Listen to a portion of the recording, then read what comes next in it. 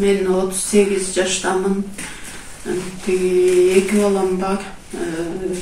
Экинчи группада инвалидмин. Балам дагы экинчи группада инвалид ТЦП. Ошо жолдошум экөөбүз 1 жылдан бери чогуу жашайбыз. Жашаганга чейин жакшы сүйлөп, сыйлап кылып эле турчу. Жаша баштагандан кийин ошентип мени 7-8 жолу сабады. 7-8 жолу сабады. Мен сабаганда милицияларга жазайын десем, сени өлтүрөм. Түрмөгө отуруп калган күнү дагы мен сени ош жактан өлтүрдүм деп эле ушинтип кыйнап эле сабап эле милиция кызматкерлери келсе эшикти ачпайды.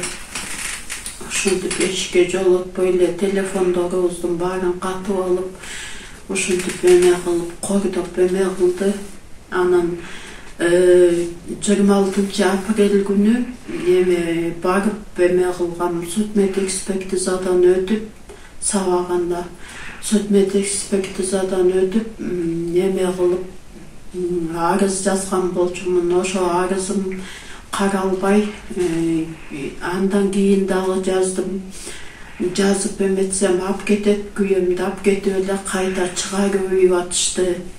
Анан ошо эң акыркы ошо 14 күнү саат 8-де мен магазинден келаткан учурда эмеден жолдон кармап алып,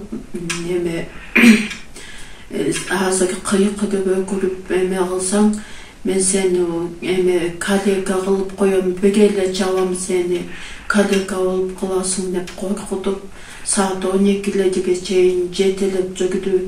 Элдин көзү буулганга чейин жетелеп жүрүп, анан 12-ден өткөндө анан ошентип саба баштады. Үйүмдүн жанынан сабады. Ошо үйдүн жанында бир кафе бар, Байказан деген. Ошондо иштеген бала көрүп калып, анан ошондон эме кылдым. Анан милиция кызматкерлерин ошо кафедеги эже чакырып, ушинтип эме кылды. Ошо бияка Оорабалда келгем. Азыр башым ооруп, коркуп, уктап атканда чочуп.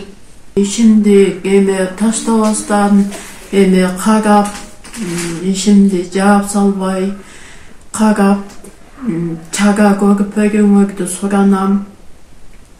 Ошо бул камалбаса мага тынчтык жок, каяка барам эки балам менен.